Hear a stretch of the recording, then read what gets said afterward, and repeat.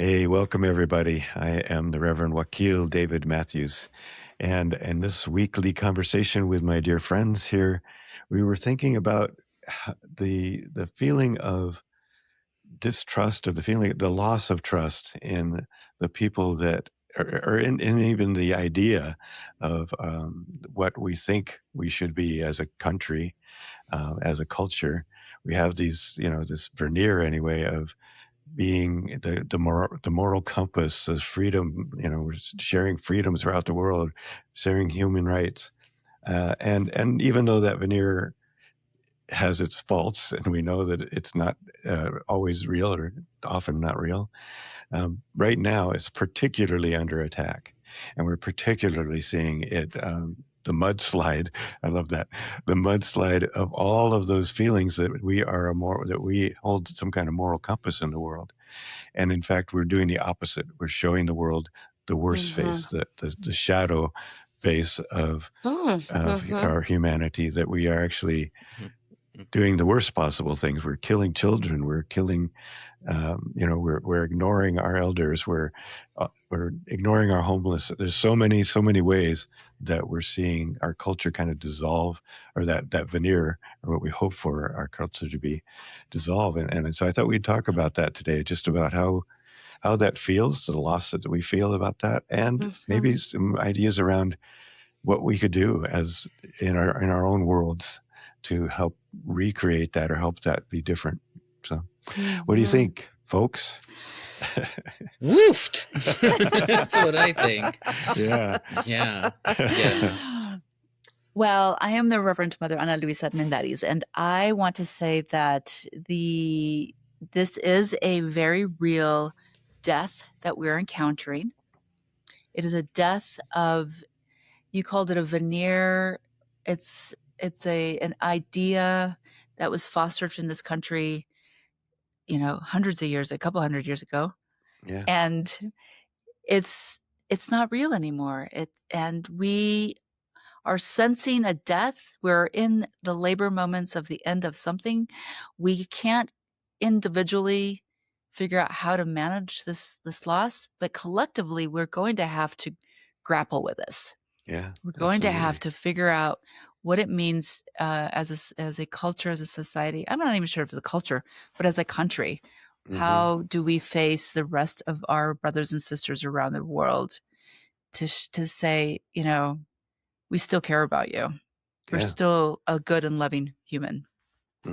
Yeah. Sam, what say you? I say that I just got distracted by a car alarm outside my house. I heard that. So I'm going to be real. I didn't pick up much of that because it was very loud and very close to my ear. Maybe I should just listen for a little while longer. I'm going to say that. Yeah. Yeah. I think for me anyway, we've been talking about the veneer of morality and ethics that supposedly is part of the country we live in, and it's the institution. Yeah. And it's got, realistically, there's a lot of examples of how we've failed in that over the years, and continue to fail in that. But it's so in our face right now that we're seeing the kind of the shadow side of what we feel like is our ethical, moral values, right? So actually, maybe it's not even the shadow side, Wakil. If you go all the way back to the origins, the folks who showed up here killed a lot of people to take this land. Yeah. And then they shipped in a lot of other people to build the land for them. Yeah. It's literally like what they wanted. It is no different. I think the paradigm we thought we lived in is never the case. And we're now seeing it really is what it wants to be. It is not a shadow side. This is not the underbelly. It's it is taken off the mask. Yeah. That's a good way to put it. Yeah. The foundation of this country and a lot of the culture that we live under is the shadow side of humanity. And I think at this point in time, there's a more there is a more complex piece of it. I think about it a lot around like Thanksgiving time, and the schizophrenic narratives that we tell, and stories and myths that we have as a country. Yeah. The myth of multiculturalism that we learn as children around a holiday like Thanksgiving. That, the settlers were struggling and they were starving. And so the very gracious indigenous population came in and offered knowledge of indigenous foodways and saved the settlers from starvation, imminent death, imminent death. And everybody was so grateful and so happy that they sat down and had a meal together and happily ever after. Right. When the reality of that day and what that celebration was the settlers not liking that there was an indigenous population nearby, massacring them, stealing all their food, and having a party about that. That is a very schizophrenic identity and sense of self that we carry as Americans. Yeah. And so what's happening maybe is the acceleration, like you're saying, Wakil, of the erosion of the veneer of the illusion of what we aspire to as a multicultural nation. Those of us who have heart and soul and believe in those things, and the reality of the underpinnings that have built and maintained this country since day one. Yeah. And Western culture in many ways, as colonial states, as, the process of Christianization and internalization of the violence and then reproduction of it and things like that. Yeah, we see that. And I think part of the dissolving of all of that, or the dissolving of the veneer, is we're seeing people right now who are basically in power, or who are supposedly our government governing us, who are just blatantly ignoring any sense of morality, blatantly saying, that we are the only right people and everybody else is wrong, and we can do whatever we want. We can wipe out people. We can murder children. We can murder. We can ignore the homeless. We can quit supporting the poor. We don't need to do any of that stuff, because the only people that really matter are the wealthy, rich white people, really, when it comes right down to it, and the men, the males. So white supremacy is all that matters, essentially. Yeah, exactly. And that's the way things should be. And in many cases, I think most of the people who are governing right now, or not, and I shouldn't say everybody, but definitely the people who are making the most noise and causing the most trouble, are just basically saying, yeah, that's the way it always was, always should be.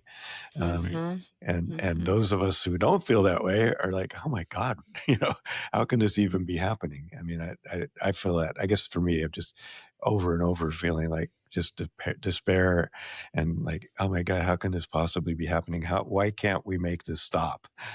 What do we have to do to make this stop? And what can we do about it? And how can we repair the harm that's been done? It's a huge question. It is a huge question, but let me just also throw this out. What if the idea that we've held as the components that makes us the United States dies, is gone? All those things that we thought we are like the supporters of the, of the folks who are hungry and sick and elderly and all over the world. We've tried to help out. For years, we have tried to go out. It's a double-edged sword, because our help has always been kind of shady at best. But it's gone. In this country, like you said, we have so many different issues with humanity, with our neighbors, essentially. And our country is saying, doesn't really matter, because at the end of the day, stockholders and the supremacy of who we are at the top is who we need to take care of. Yeah. This country dies. It's dead. Like we don't have anything, like the rebuilding of something, the composting, it's going to take decades. So can we hold space for the death of an ideal that truly wasn't ever there, but now it's really gone away? Like, right? So how do we, as an individual and as a collective, recognize that we can't keep pretending that it's going to get better? It's dead. Yeah. And sometimes when somebody dies, we have to like do ritual.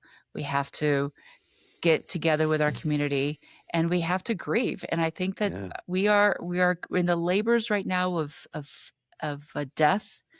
And it's going to be the end. I mean, I keep hearing from a lot of my older friends who are like, this is just another cycle. We're going to get fine. Wait for the midterms. I've been hearing that for 2 years. Wait for the midterms.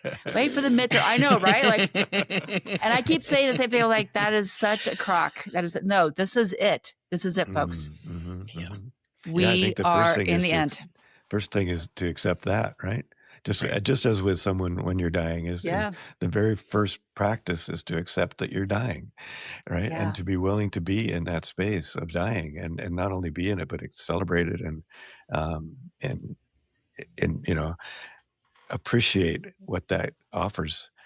So what it offers in this case, when we're talking about culture, it offers a way or an opportunity to think about what would the ideal actually look like.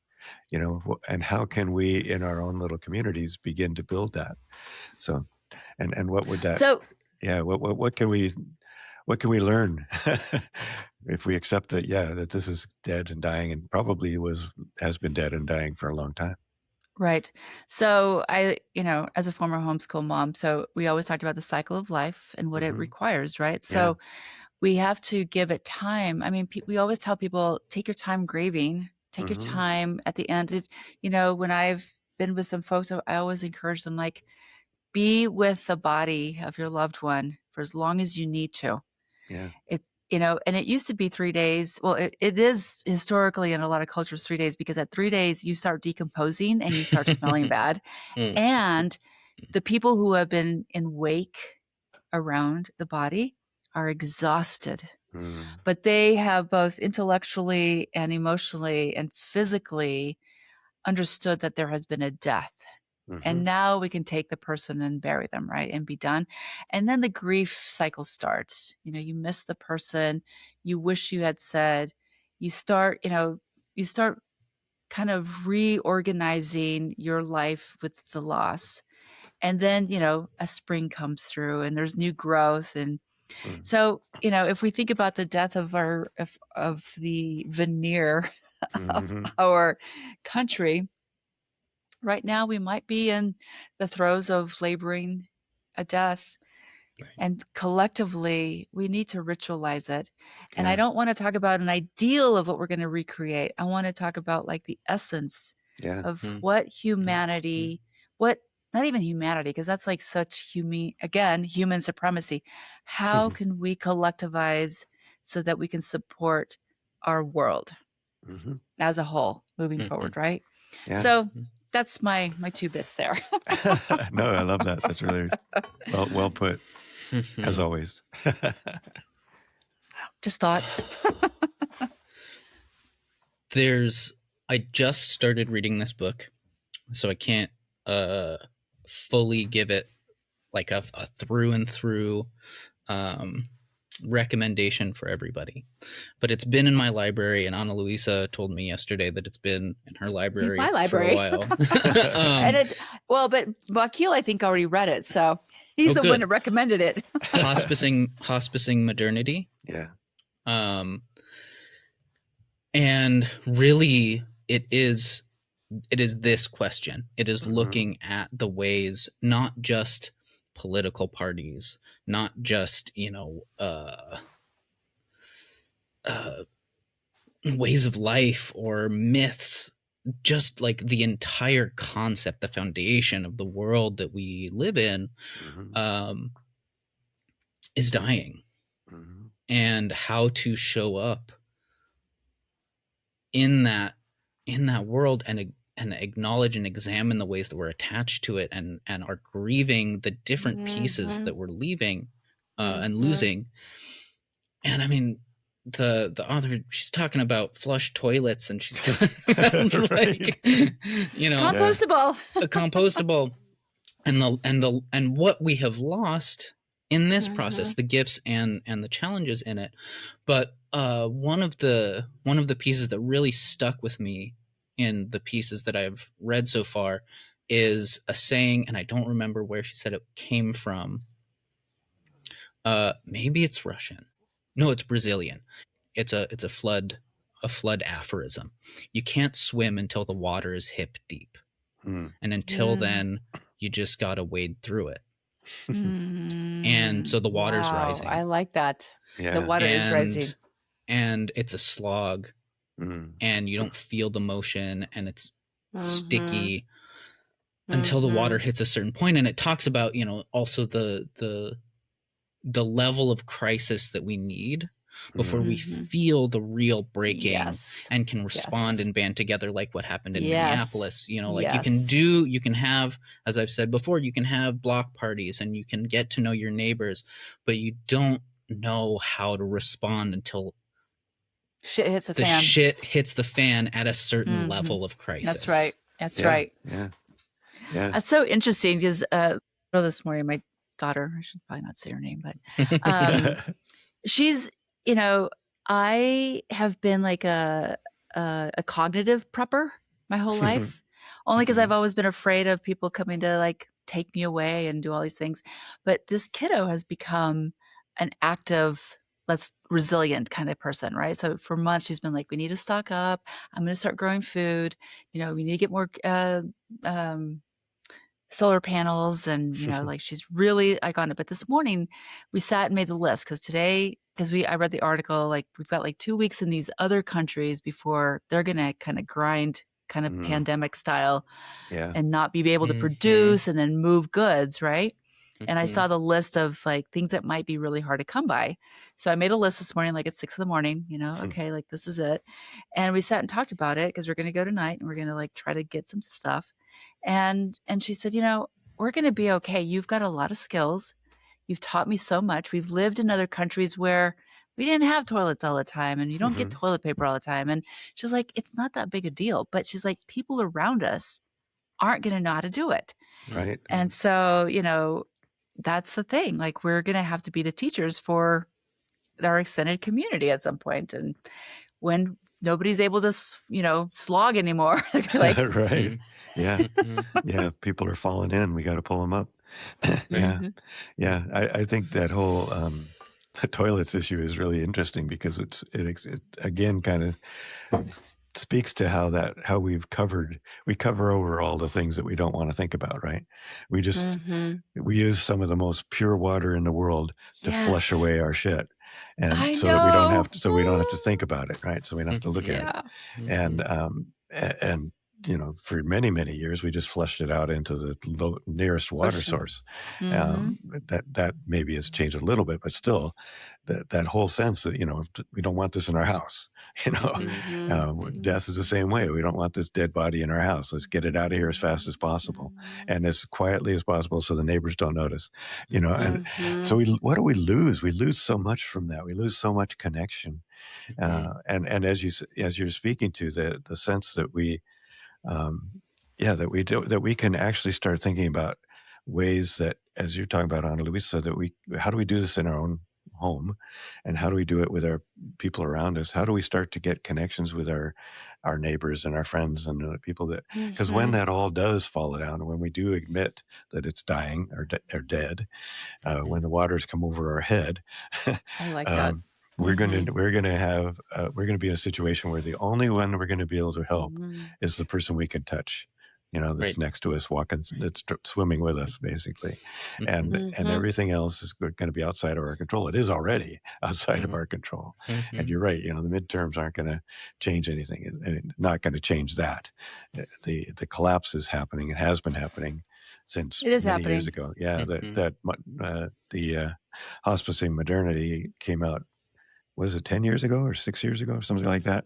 Yeah, it's been a And bit. It's been a hot minute for sure. yeah, and at that point they were saying this it's unsustainable and it's going to collapse. And what do we do about that? How do we face that? So accepting that, treating it as what it is, a death and a loss, and ritualizing it is a huge part of it. That I think I'd love to hear more ideas from y'all about what would that look like? What would ritualizing, recognizing this, and then ritualizing the end of the end of the world as we know it.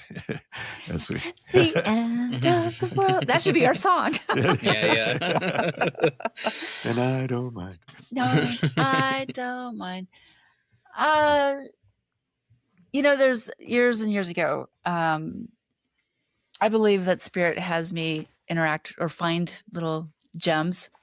And I was walking through the public library in Little Rock, Arkansas, and I was making a beeline for where I was going, but for some reason I stopped and I kind of like did this and I looked, and there was this Buddhist book that I have like 3 copies of because I like to get away, but it was about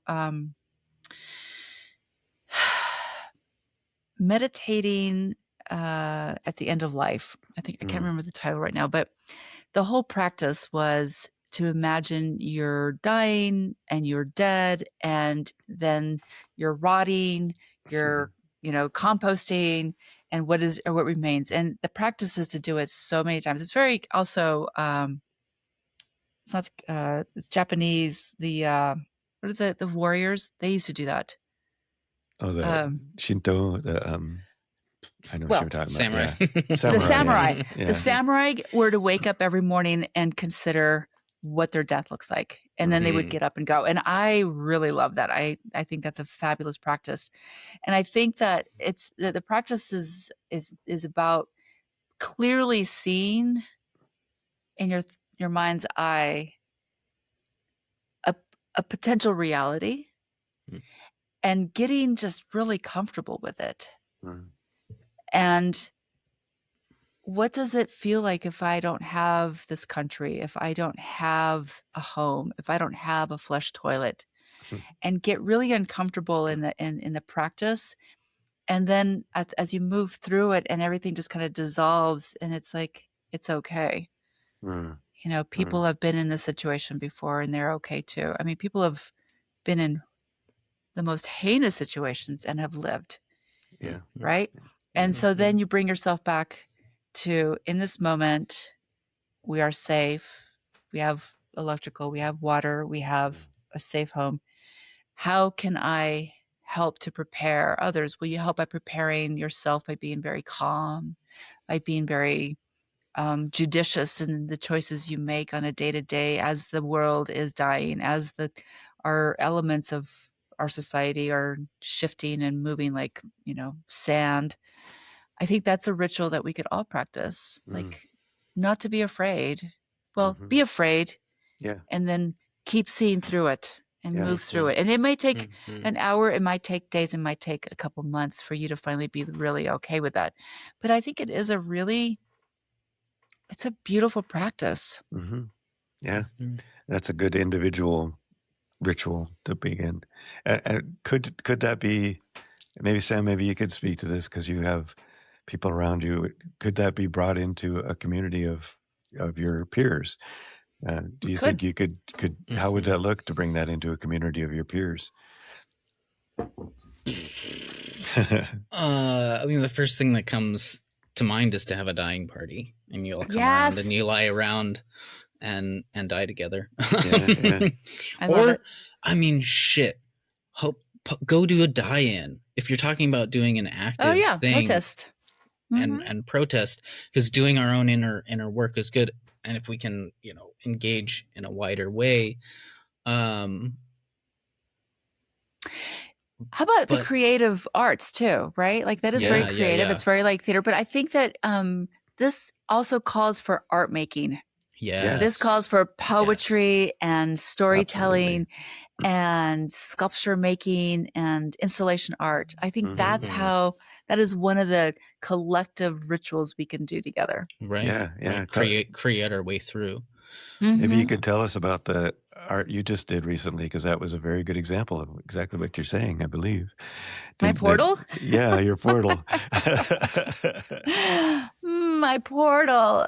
Yes, it was a little room that I built, and what I wanted people to do, it was in an art gallery. And so it was housed in a, very sterile environment, very clean and beautifully lit. But as you entered the portal, there were like native grasses and feathers and stones and soil. And you would look around. It was a painting of the arsenal. So there used to be two places here in Denver area where we had a lot of radioactive materials being produced. One of them is now a park. Well, it's a hiking park. I just read an article last week that you do go there at your own risk because it's still radioactive. Oh my goodness. Great. Yeah, of course. And I think the Rocky Mountain Arsenal is also radioactive because you actually can't get out of your car in some sets. But they have rewild bison there. And so there's like a herd of bison out there, but you can't get out of your car. I think it's because the bison are there, but they probably are all absorbing a lot of the radioactivity that's still in the soil.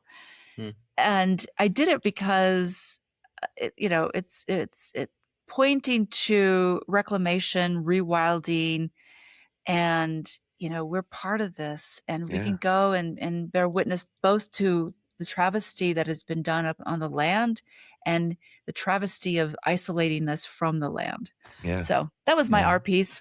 Yeah, it's there's like a great dismantled example. and all over my house now. Well, that's another metaphor, I think.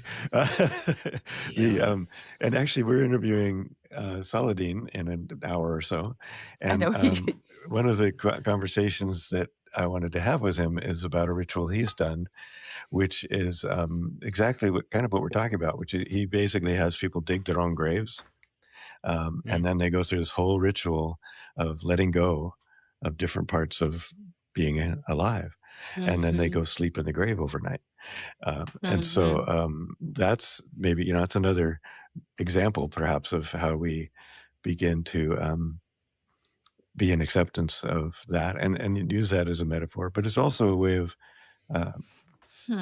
recognizing for ourselves, that we're going to die and what that's going to look like. But if you can take that another step to this is what's happening to our culture right now, to our society, and how do we spend time in that conversation? How do we connect those metaphorical pieces, what of loss, different kinds of loss that happen when you die, to the loss that's happening in our world? So, yeah, it sounds like a fun, I don't know, fun might not be the right word, but a compelling time together. So, yeah. Yeah. As we're talking about all of these like death embodiment rituals, I feel around the edges of my awareness the difficulty of holding that when we try to expand ourselves into like a collective and an organismal consciousness, either as like a nation, a globe, and to feel the parts of us that are dying, and the struggle of holding and accepting, like, okay, this sort of like white supremacist Western hegemonic world is dying, and the people who have benefited most from that are the most afraid and lashing out in denial of that death and trying as many desperate measures as possible to hold on to that power, and will go to any lengths to do that, including mass murder. And I struggle with accepting the casualties and martyrs of that mass murder as just like, oh, that's just a part of this dying process. Right. It feels like there's a Yeah. level of callousness that my heart struggles with. And I don't know what to do with that, and I don't necessarily have any advice for how to manage that. I just wanted to acknowledge that I experienced that, and I imagine a lot of other people are too. And ecology loss too, like all of the pieces, you know, cutting down all our forests, and they're, you know, like the rapid, you know, acceleration in this death time. And how do we grapple with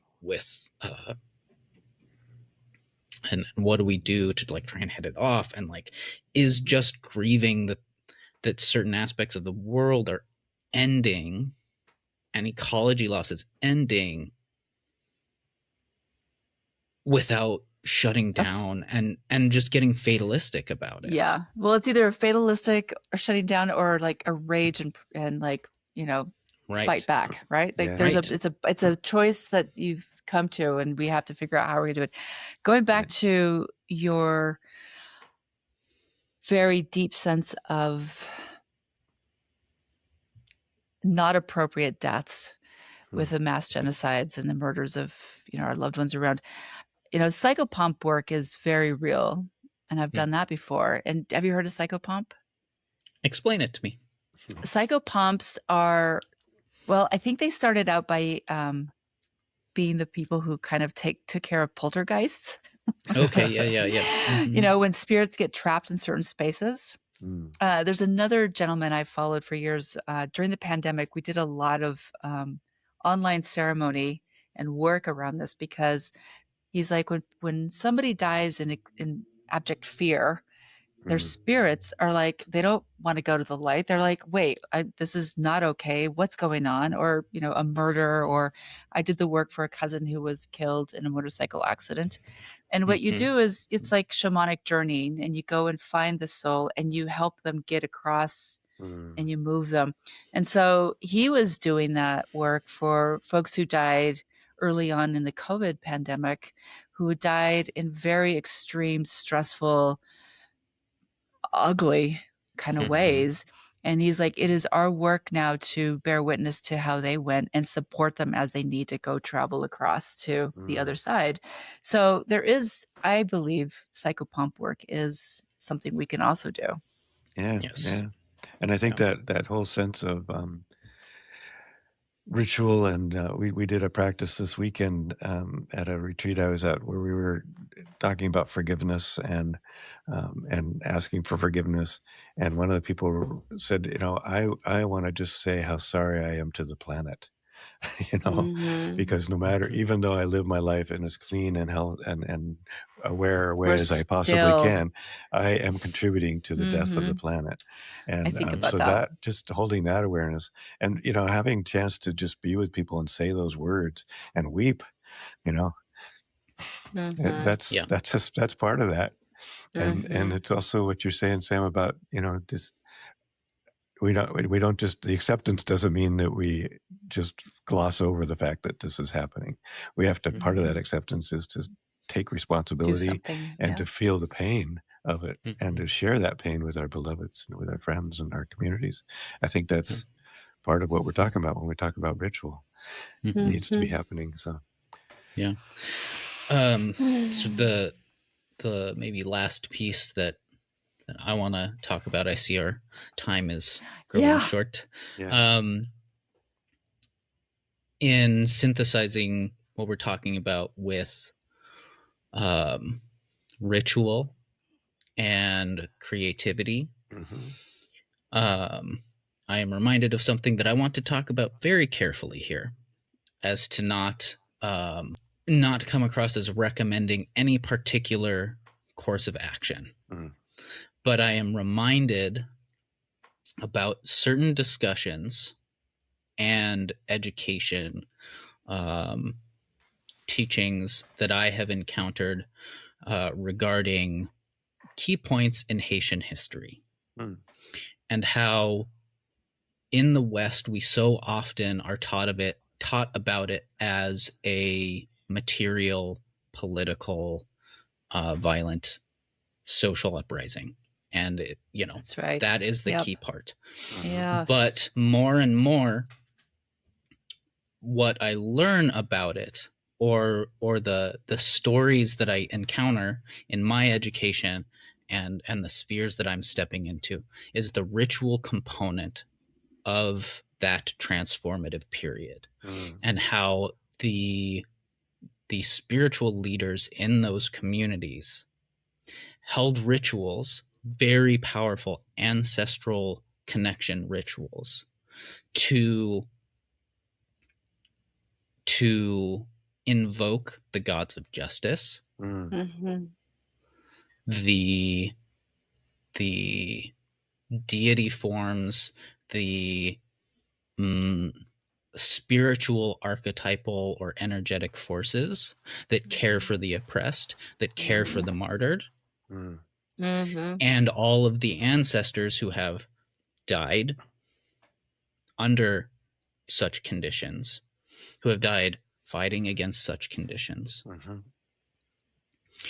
and asking for their guidance in how to move forward. Yes. Yeah. And doing that in a collective space.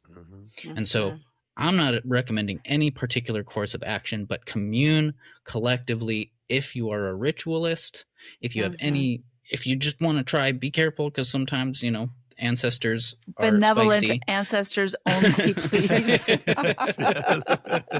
For and now. What does benevolent mean too? Right. Like the fiery heart and righteous fury can be a benevolence. Yeah. But still be careful about how you're entering into conversation. And I think I'm getting self-conscious about this. So I'm gonna all right, Sam. end this thought train. Thank you. Let's go. No, I appreciate that.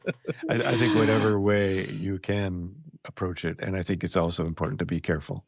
I've been to grief rituals that were totally out of hand, because nobody was paying attention. No, it was just all let it all go, and that can lead to psychological issues. So, yeah, be thoughtful about it. Be careful about it. Have people who are guide you, wise and can guide, and be there as facilitators, and just I think we could all do better this way, and it'll help with the acceptance that we have now, and maybe also, as we've said, help with guiding us toward what do we do, how do we go forward.